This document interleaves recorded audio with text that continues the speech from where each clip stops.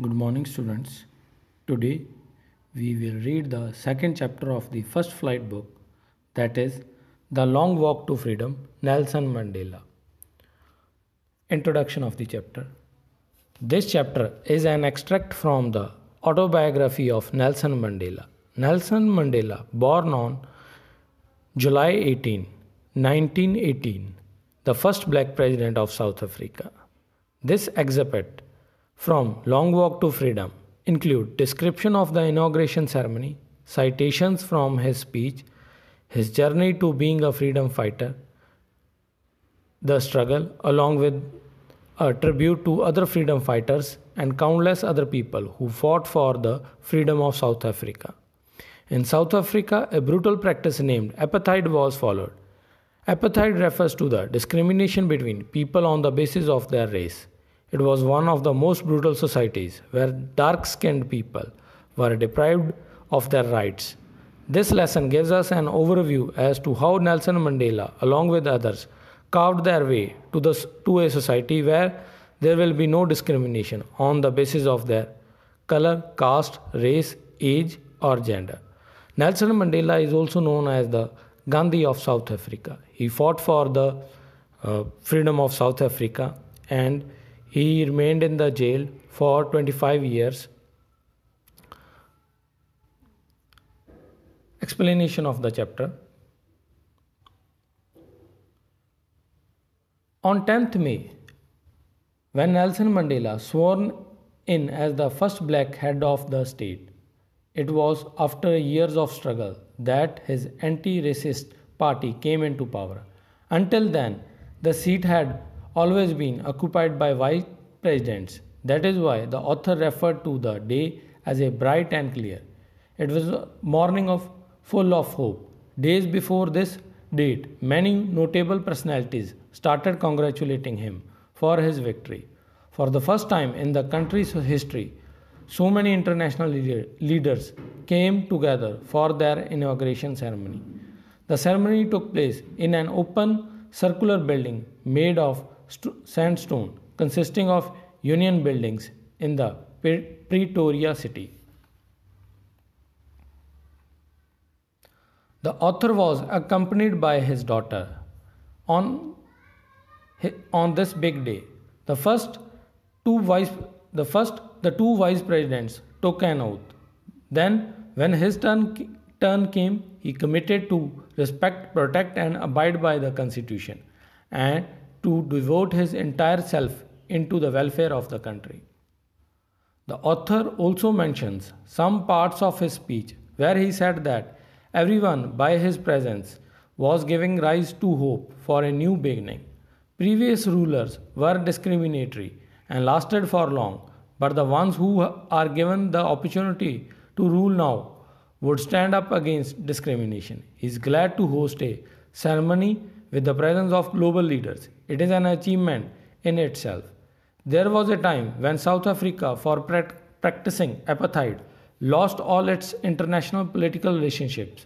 Now, when there is no segregation on the basis of race, gender, other nations are happy to have healthy democratic relationships with South Africa. Finally, they have come to power and they pledged to make everyone proud. He thanked everyone, especially the international leaders, for joining them in celebrating their achievement, which is a step towards an equal society where every human being will be treated fairly. He mentions that after great struggle, they have finally achieved political freedom. His government promised to free everyone of the still existing poverty, hardship, and inequalities of all kinds, along with assuring everyone of a country where no community will be considered inferior.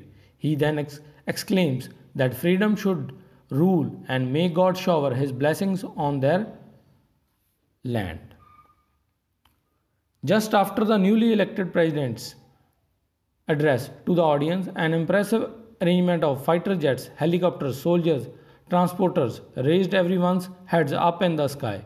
It symbolized perfection as well as military's respect and obedience towards the free country. The high commanders who have won medals for their bravery, also saluted and promised their loyalty. Mandela mentions that he was well aware that these commanders who were now saluting him would have arrested him under the previous rule, as during the oppressive were white supremacy, he was considered to be a criminal. The air show finally ended by making of the South African flag in the sky from smoke beneath the jets.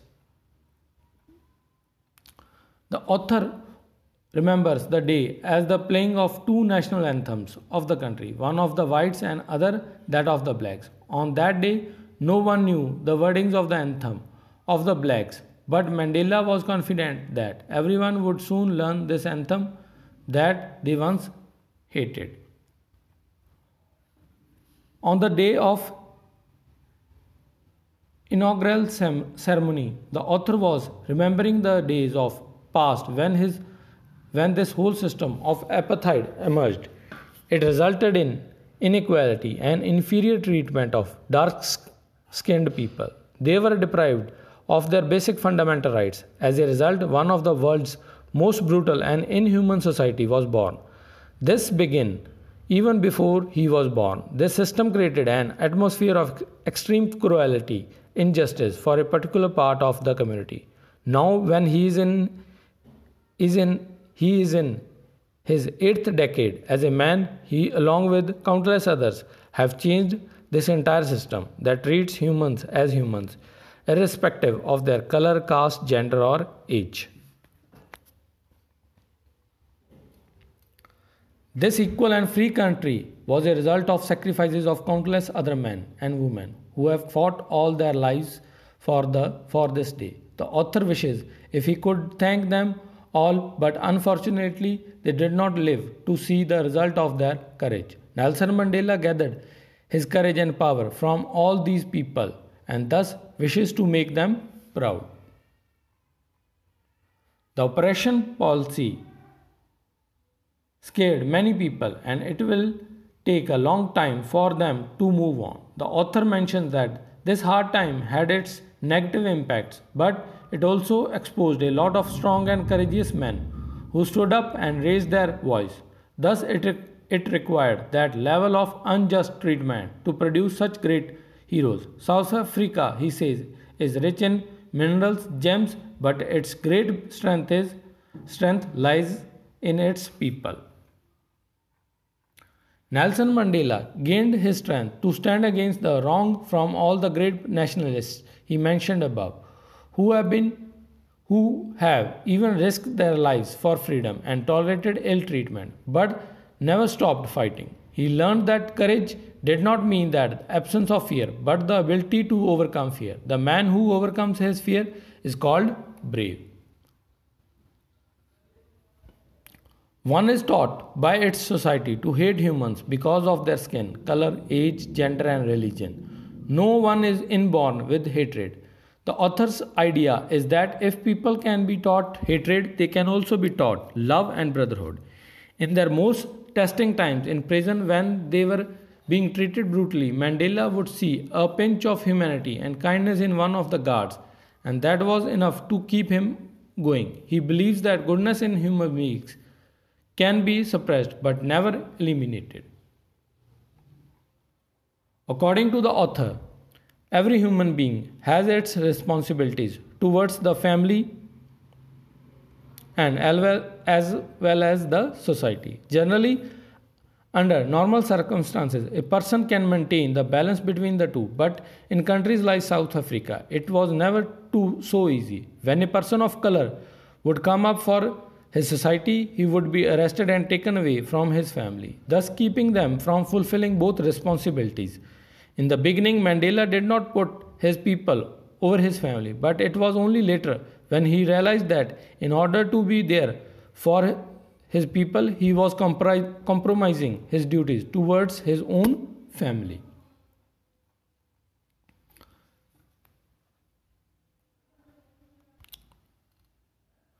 The author did not have the plan to stand against the apartheid system early in life. He lived his childhood like any normal child in South Africa. He only had to follow the rules set up by his father or the customs of his tribe.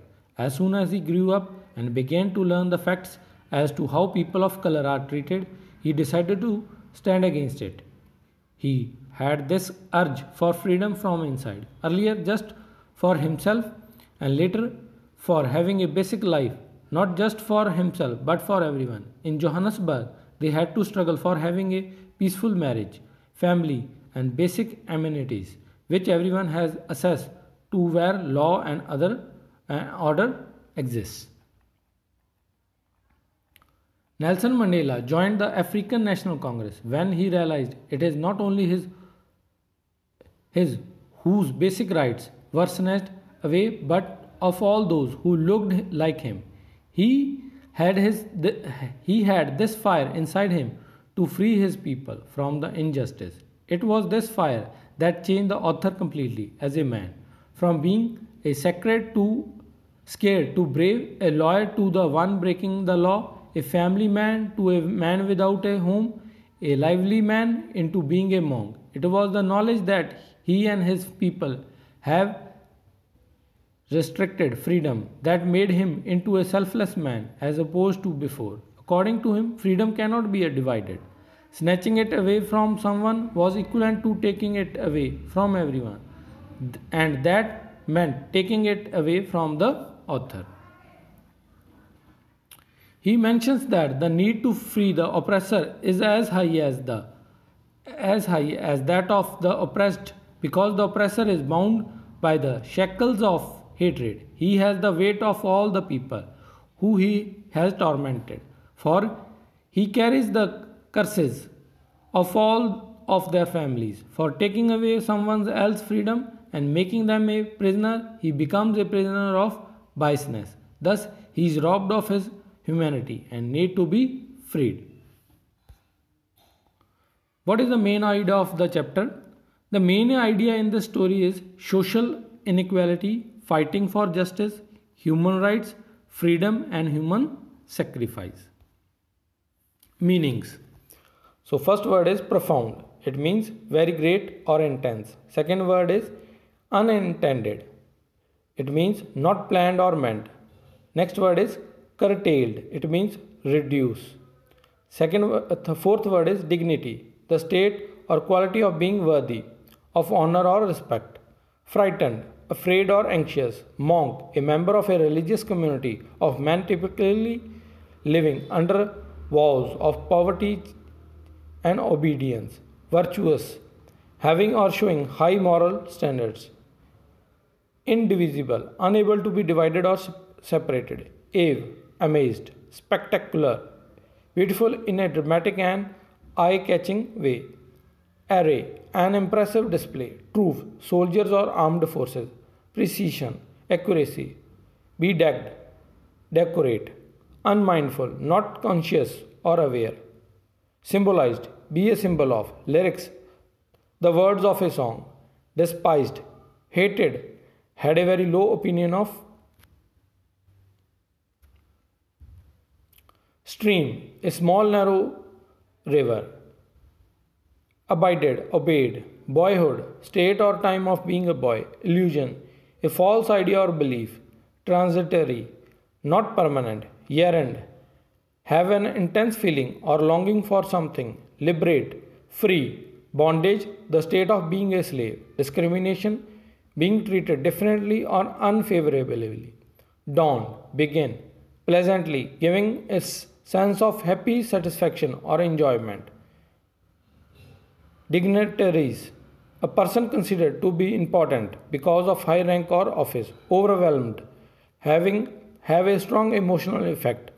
Erected, build, construct. So this is the end of the today's lecture. So see the video and go through the notes. So we will meet soon with the next video.